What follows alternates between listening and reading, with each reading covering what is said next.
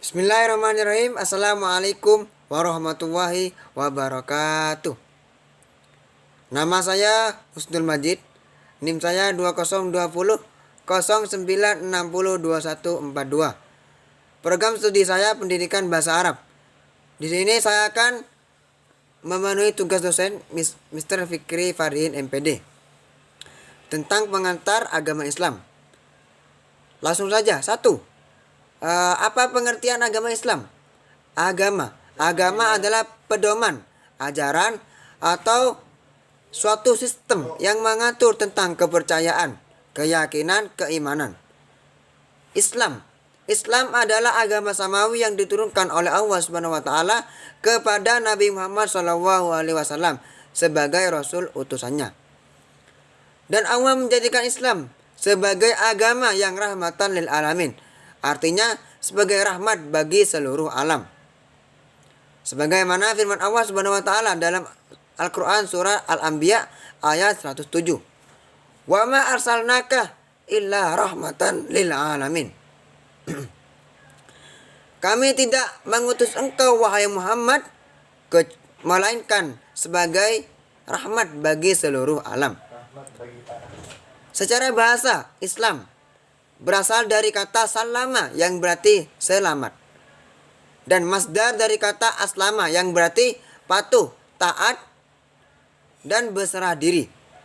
Sedangkan secara istilah, Islam ialah taat, patuh, tunduk terhadap perintah Allah Subhanahu wa taala sebagaimana yang telah diajarkan oleh Kanjeng Nabi Muhammad SAW dengan berserah diri sepenuhnya hanya kepada Allah Subhanahu wa taala.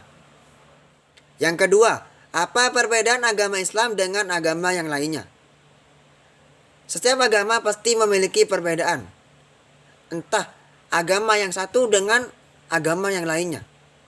Akan tetapi, setiap agama pasti memiliki perbedaan.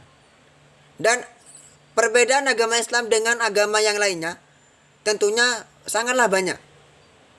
Tetapi ada salah satu pembeda yang menjadi inti antara perbedaan agama Islam dengan agama yang lainnya. Apakah itu? Yang pertama, yaitu tentang ajaran ketuhanan. Karena hal ini yang menjadi pembeda inti dari ajaran agama Islam dengan ajaran motivator. Yang kedua adalah ajaran tentang hukum agama. Karena hal itu adalah sebagai pembeda antara ajaran hukum agama dengan ajaran yang positif. Yang ketiga, jelaskan ruang lingkup agama Islam. Baik, ruang lingkup ajaran agama Islam itu dibagi menjadi 3 bidang. Yang pertama yaitu akidah, yang kedua yaitu syariat, yang ketiga yaitu akhlak. Yang pertama, aspek keyakinan atau yang disebut dengan akidah, yaitu keimanan kepada Allah Subhanahu wa taala dan semua yang difirmankannya untuk diyakini. Yang kedua, aspek norma atau hukum yang disebut syariat, yaitu aturan-aturan Allah yang mengatur hubungan manusia dengan Allah dan juga mengatur hubungan manusia dengan manusia dan juga mengatur hubungan manusia dengan alam semesta.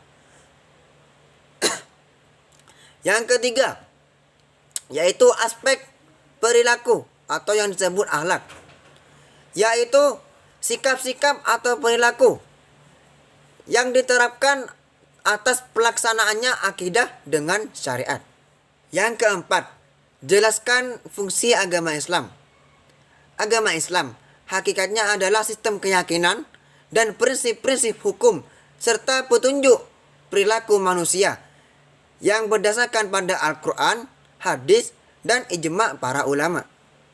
Setidaknya, Islam memiliki 4 fungsi, yaitu yang pertama, Islam berfungsi sebagai tuntunan bagi manusia agar memiliki akhlak yang mulia, atau yang disebut akhlakul karimah.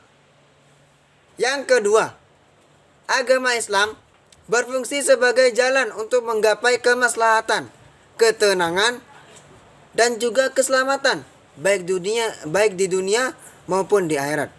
Yang ketiga, agama Islam mengandung ajaran-ajaran yang moderat seimbang dan lurus, atau bisa kita sebut al-qayyim. Sehingga agama Islam menyeimbangkan urusan dunia dan akhirat.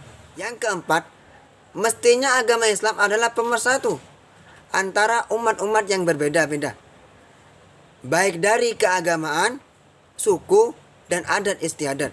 Karena di dalam agama Islam mengajarkan berperilaku yang baik kepada umat yang berbeda-beda itu. Yang kelima, bagaimana hubungan antara Islam dengan budaya?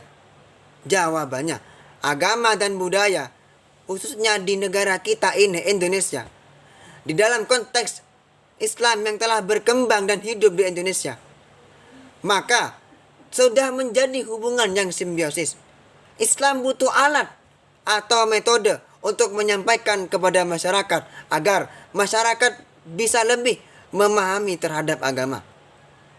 Maka dari itu, agama butuh kepada metode atau alat untuk menyampaikan kepada masyarakat agar masyarakat mudah untuk memahaminya. Seperti contoh budaya ini dan juga seni dan juga sebagainya. Mungkin hanya itu dari saya. Assalamualaikum warahmatullahi wabarakatuh.